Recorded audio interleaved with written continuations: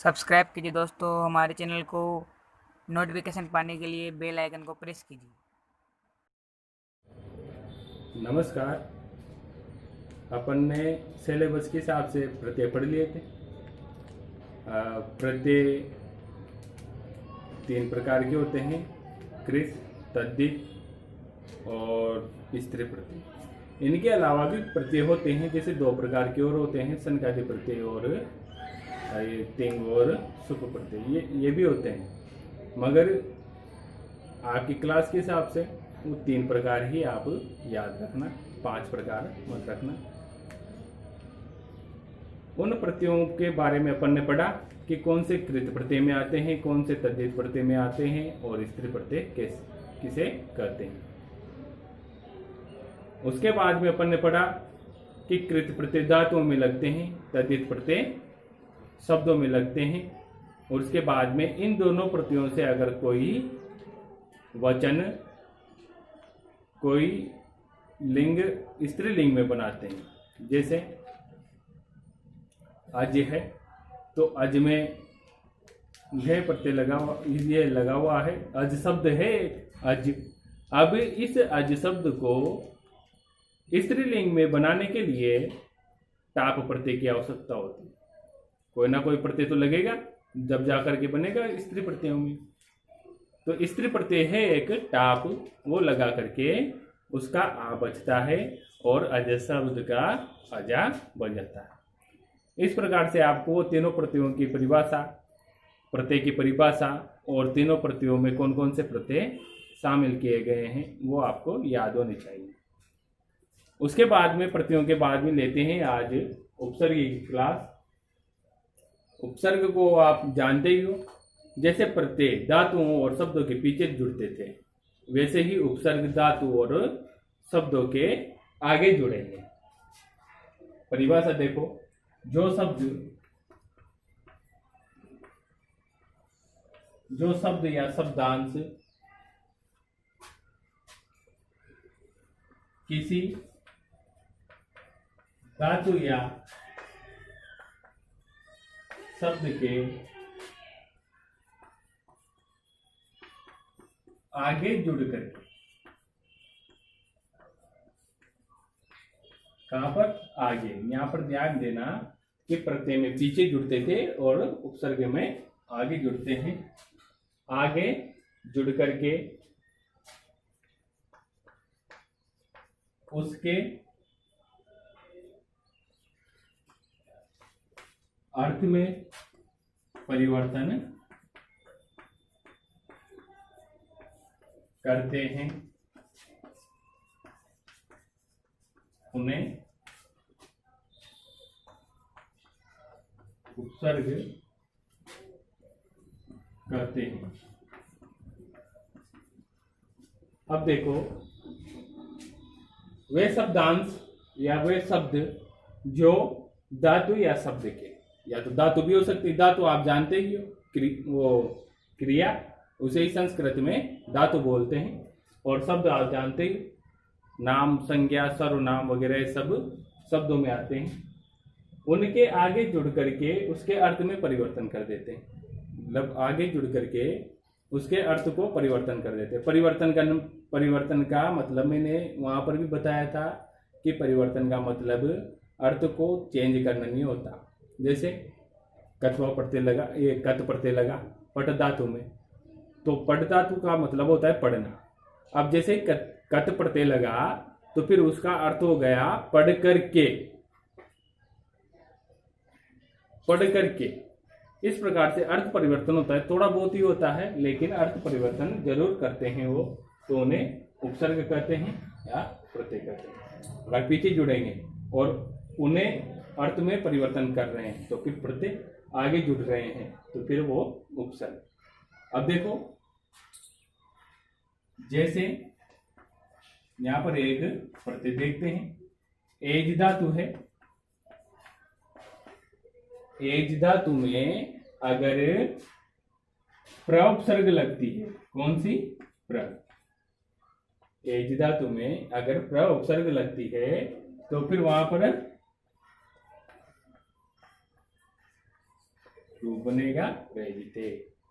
अब यहाँ पर देखो एज धातु और प्र उपसर्ग, अगर इस एज धातु में प्र उपसर्ग लगती है तो फिर वो देखो प्रेजिते बन रहा है। जैसे देख एक ही मात्रा यहाँ पर भी लगी हुई है, ये छोटी है, ये छोटी मात्रा है, छोटा ए है यहाँ पर देखो प्रेजते, प्रेजते। ऐसे आप उपसर्ग को भी पहचान सकते हो कि जो आगे वाला वर्ण है, आगे वाला वर्ण है उसके हिसाब से आप उपसर्ग को उपसर्ग को पहचानना मैं आपको सिखाऊंगा और जुड़ करके किस प्रकार से बनता है। अब यहाँ पर देखो ये एज है, ये धातु है, क्या है? धातु। मगर जैसे ही इसमें उपसर्ग लगेगा तो फिर ये रूप में चलेगी, प्रेजते। इस प्रकार से जैसे एजते, एजती, एजंती, इस प्रकार से जैसे रूप बनते थे इसके, उसी प्रकार से ये रूप में बनने लग जाएगी। प्रथमा पुरुष एकवचन में है, इसे नोट करो फिर आगे। संस्कृत में 22 उपसर्ग होते हैं, तो एक लाइन और लिखो आप स्टार लगा करके कि संस्कृत में कुल 22 उपसर्ग होते हैं। 22 उपसर्ग होती है संस्कृत में, कितनी? टोटल 22। इसके अलावा संस्कृत में और दूसरी उपसर्ग में, हिंदी में तो बहुत सारी है। हिंदी में तो संस्कृत की भी 22 उपसर्ग भी पढ़ी जाती है और उसके अलावा बाढ़ से ली गई हिंदी की, इस प्रकार से बहुत सारे उपसर्ग है, लेकिन संस्कृत में मात्र कितनी है? 22 उपसर्ग। अगर आपके प्रश्न आ जाए कि संस्कृत में कितने उपसर्ग हैं तो फिर आप बताओगे कि वहां पर 22 उपसर्ग है। ऑप्शन में दिया होगा आपको 22। इसके बाद में जो मुख्य मुख्य उपसर्ग हैं उन्हें लेते हैं, यहां तक नोट कर लो आप। अब देखो पूरी 22 उपसर्ग कौन कौन सी है। पहली है सु, दूसरी वी, फिर उसके बाद में सम, दूर, दुस, उत, उप, प्र, परा, परि, प्रति, आ, अधि, अपि, अनु, अप, अभि, अप, अति, नि, निर, निस। इस प्रकार से पूरी 22 उपसर्ग हैं। इसके बाद में अपन इसके कुछ उदाहरणों को लिखेंगे अगले वीडियो में। धन्यवाद। इसे नोट कर लीजिए।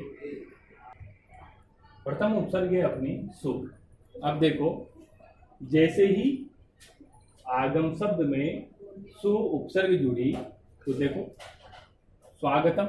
अब यहाँ पर देखो यण संधि हो रही है, तो यण संधि आप करके देख रहे हैं किस प्रकार से हुई है। यण संधि में ऊ की जगह वह आदेश हो गया, पीछे आ है। तो अब देखो इसे आप करके फिर मेरे को भेजना। इसके बाद में गम धातु में अगर सु प्रत्यय जोड़ते हैं, सु उपसर्ग जोड़ते हैं, प्रत्यय नहीं उपसर्ग जोड़ते हैं, तो अपना बना सुगम। और पट धातु में जैसे ही सु उपसर्ग जुड़ती है तो वो बनता है सुपटती। तो अब देखो यहाँ पर किस प्रकार से आप सु उपसर्ग का पता लगाओगे। आगे क्या दे रखा है यहाँ पर सु, यहाँ पर। अब यहाँ पर कंफ्यूज हो गया आप, जैसे यहाँ संधि हुई तो आधा स हो गया और ऊ की जगह वो आदेश हो गया। तो अब यहाँ पर आप संधि विच्छेद करके पता लगा सकते हो कि यहाँ पर इन दोनों शब्दों से सु बनता है। तो उपसर्ग का पता लगे अपन को। अगर आपको पूछा जाए कि सुपटति में कौन सी उपसर्ग है तो फिर आप बताना सु उपसर्ग है। सुगम शब्द में कौन सी उपसर्ग है आप बताओगे सु। स्वागतम शब्द में कौन सी उपसर्ग है आप बताओगे सु। इस प्रकार से दे दे आपको कि सु प्लस आगतम बराबर बताओ क्या हुआ, तो आप बनाना यहाँ पर यण संधि करके स्वागतम। यहाँ पर देखो आप सु प्लस गम, तो गम धातु में सु प्रत्यय सु उपसर्ग जुड़ते ही सुगम। यहाँ पर देखो सु प्लस पट, पट का रूप चलेगा तो सु पटती, अच्छी प्रकार से पढ़ता है। तो ये हुई अपनी पहली उपसर्ग। इसके बाद में दूसरी उपसर्ग लेते हैं। दूसरे उपसर्ग है अपने पास वी उपसर्ग। सु उपसर्ग पढ़ी ली थी अपन ने।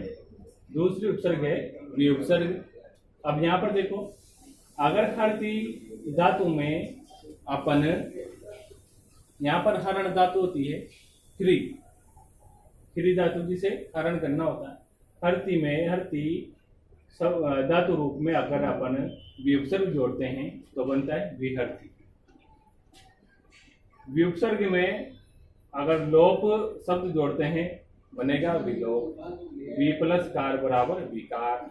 और यहाँ पर देखो विजय, जय धातु में विउपसर्ग जुड़ते ही विजय।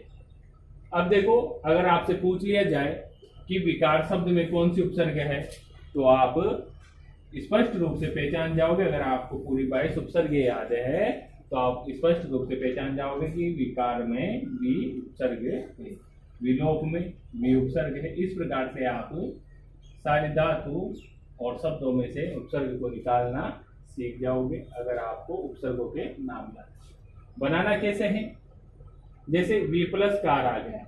अब यहाँ पर किसी भी प्रकार की संधि नहीं हो रही, पीछे प्रत्यय भी नहीं दे रखा आप लोगों के, तो आपको सीधा उपसर्ग जोड़ करके और शब्द को जोड़ करके बनाना है। अगर यहाँ पर संधि हो रही है, जैसे वहां पर हो रही थी सु प्लस आगतम में यण संधि हो रही थी, तो फिर वहां पर यण संधि निश्चित रूप से होगी और करनी भी है। अगर अपन नहीं करेंगे, सु प्लस आगतम में अगर सु आगतम कर देते हैं तो फिर वहां पर अपना रूप गलत हो जाएगा और अशुद्ध हो जाएगा।